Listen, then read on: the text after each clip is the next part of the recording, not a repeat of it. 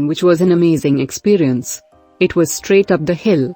When coming down we managed to get the front seat. Go to the very top, there is a lovely restaurant where we had lunch. Very pleasant and the views were spectacular. Make sure it is a good clear sky before going up. Very busy at train entrance, so go early in the day. Captain Francis Light, founder of the colony in Penang, first plotted a horse track from the Penang Botanic Gardens waterfall up to the top of the hill in 1788. He cleared an area in order to grow strawberries, and it therefore became known as Strawberry Hill.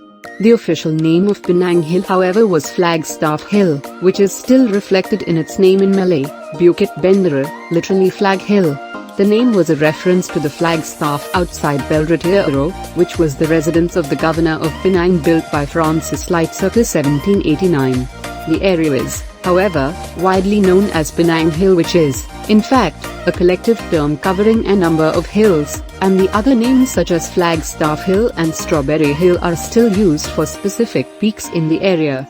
The hill became a cool retreat for the British colonists from the heat of the lowlands and threat of malaria, and many bungalows were built on the summit of Penang Hill for government servants and army. A convalescent bungalow was built in 1803.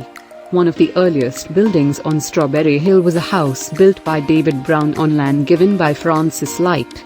Australian historian Marcus Langdon, however, believes Strawberry Hill House was built by William Edward Phillips, who was also the owner of Suffolk House, and not David Brown. The house, however, burned down and it was rebuilt in the 19th century, and it was being used as a restaurant as of 2012. The post office was first opened in 1894, and a hotel, the Crag Hotel, owned by the Sakis brothers, was established in 1895 and sold in the 1920s, operational until it was closed in World War II.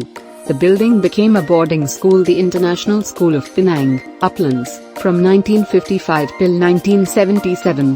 The first police station was built in 1929, and the building is still standing here on the same site. In the early days, the only way to the top of hill was to travel on foot or horseback, or be carried on a dolly, sedan chair. The first attempt at a mountain railway on Penang Hill began in 1897, but it proved unsuccessful. It was built between 1901 and 1905 but had technical faults. The Straits government then organized a new project to construct the Penang Hill Funicular Railway at a cost of 1.5 million Straits dollars. The railway was first opened to the public on the 21st of October 1923 and officially opened on the 1st of January 1924. The funicular railway led to a sharp increase in residential development as it became a location for the building of holiday villas and bungalows by Europeans and wealthy local Chinese stockades alike. It also led to its development into a major tourist destination in Penang. It received well over 1 million visitors a year by 2012.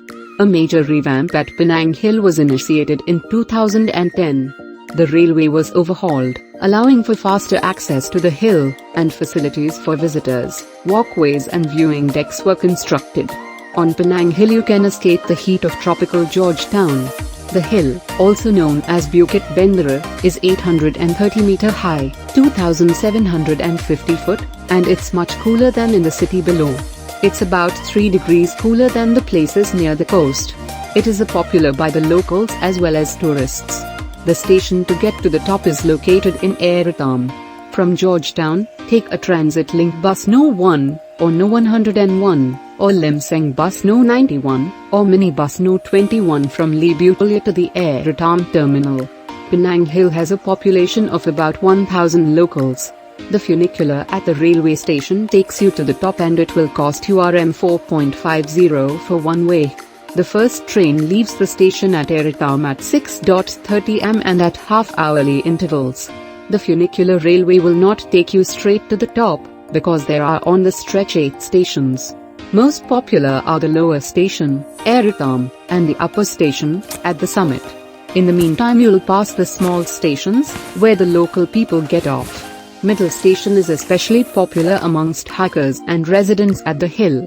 There are also some small hotels and guest houses on this stretch.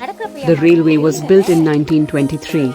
Any home advisor reviews builder today would be impressed with the outcome of the 17-year-long railway construction project.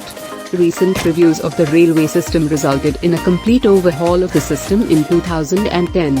For a picturesque view of the train as it moves along the track above you, head over to Viaduct Station.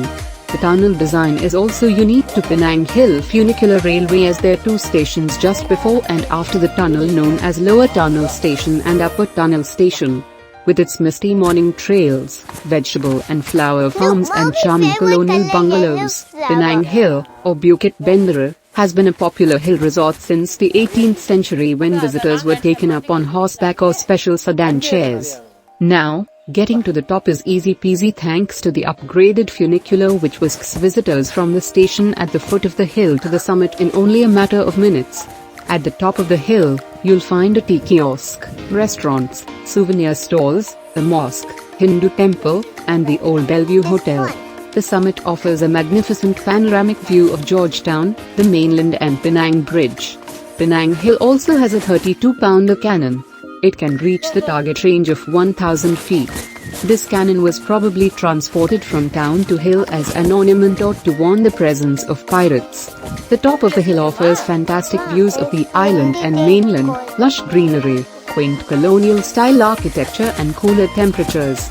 There are a number of eateries on the hill, and David Brun's restaurant and tea terrace is the ideal place to enjoy a traditional afternoon tea with scones.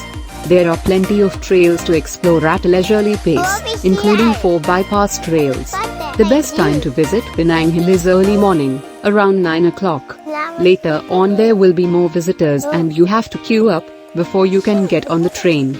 Taking the funicular isn't the only way up the hill. There is a jeep service which leaves from the Botanical Gardens and takes approximately 20 minutes.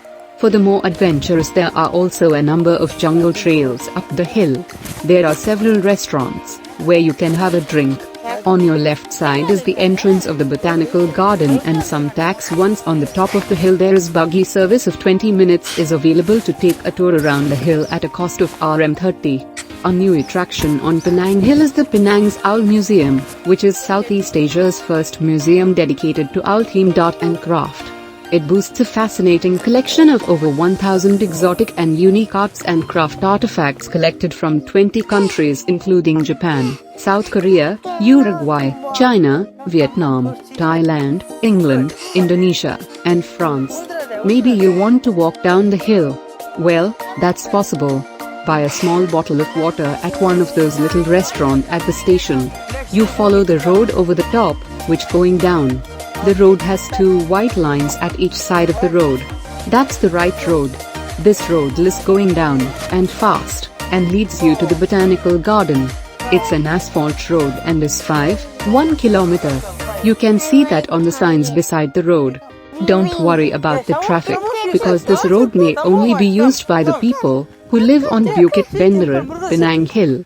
Sometimes you'll see a motorbike or a jeep. There are several places where you can have a seat. In the weekend, some Malaysians like to walk to the top, which takes about 5 hours. We'd like to walk down, which takes about 1.5 hours. Exactly halfway there's tea house. Here you can have a nice cup of tea. When you see the barriers, then you're at the Botanical Garden. That's the end. There are some taxis waiting to bring you to town. There's also a bus stop. It's up to you what to do. Sri Adelaide Murugan Hindu Temple, also known as the Penang Hill Hindu Temple, is one of the oldest Hindu temples in Penang. This temple started as a small sanctuary dedicated to the Hindu deity Murugan in the 1800s. Murugan, also known as Karthikeya, Subramanya, and Skanda, is the Hindu god of war. The devotees installed a Murugan bow or trident on the place of the shrine. As years passed, the temple was rebuilt and enlarged with the help of its devotees. Sri Adelaide Murugan Hindu Temple that we see today is inspired by the Dravidian architectural design of South India. It has 4 main parts: the temple proper, a shrine with a tower, a porch, gate towers, and pillar halls. There is a statue of Lord Murugan and a beautiful sculpture of Lord Nataraj on the sides of the temple's entrance. The Sri Adelaide Murugan Hindu temple is embellished with colorful and exquisitely ornate sculptures of Hindu deities. Devotees will find tranquility in the surroundings, especially it is located on top of a hill. Visitors can enjoy taking pictures of the sculptures of the Hindu gods and goddesses. The important festivals and religious functions celebrated at this temple inclusive of the Kandasasti festival with Samaram and Thirukalinam, Te Ipasam, Panguni Utharam, Ve Igasi Visagam and our annual year Prera Edi Kartkai. What is this? What is this? Dirty. No, this. The what? Not my dad.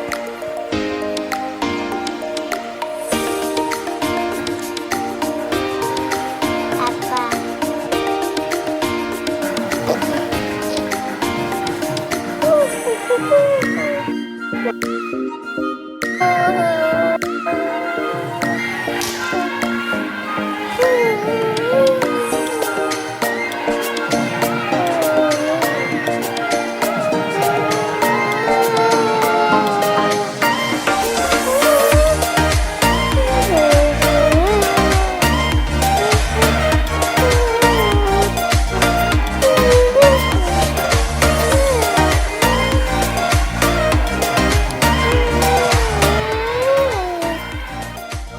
The British war cannon, a 32-cylinder cannon, is rich in historical value.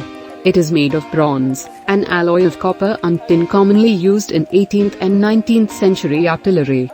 Weighing 2.75 tons, the cannon was capable of firing a 32-pound cannonball at a velocity of 1,600 feet per second. This cannon was probably transported from town to hill as an ornament or to warn the presence of pirates.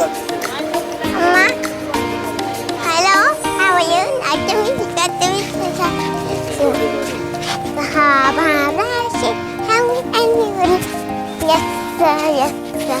Very bad. One for my dear, and one for the little one, and flowers are thick flowers like all.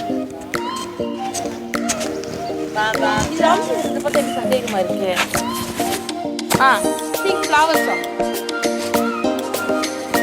What's this? Anything. These are very spicy.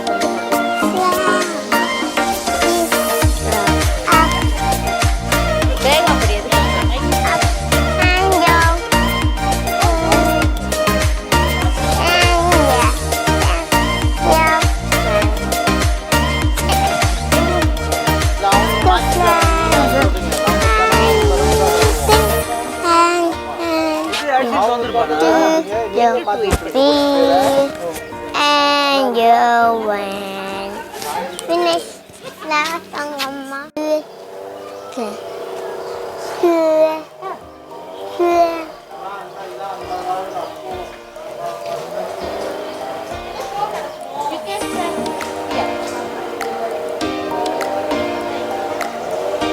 cannot open.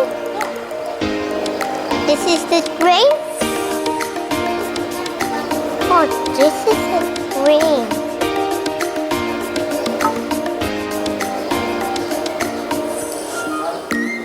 Can it open?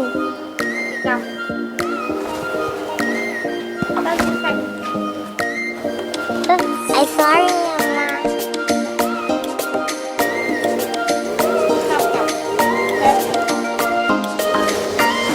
Who's going to win?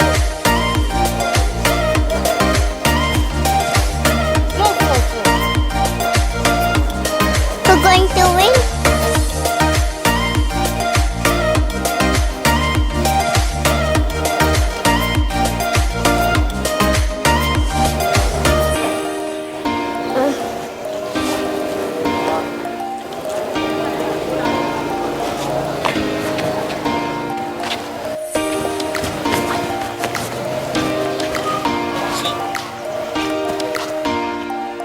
I love Penang Hill.